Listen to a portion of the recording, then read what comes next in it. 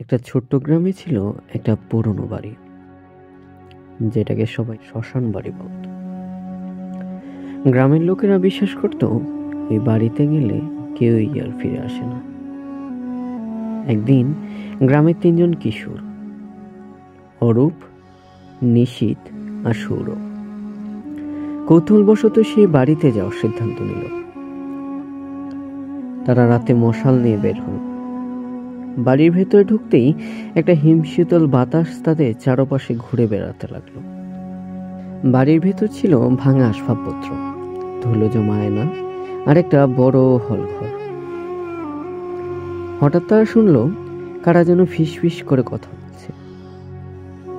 তারা মশালের আলোয় দেখলো দেয়ালে ছায়ার মতো কিছু আকৃতি নড়ছে।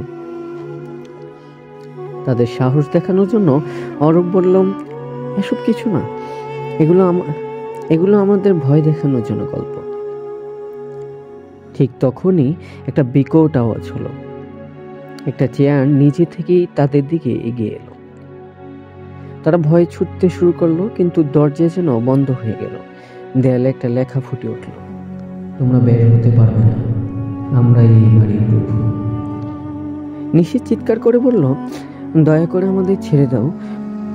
তখন আয়নার ভেতর থেকে ভৌতিক এক মুখ বেরিয়ে এলো।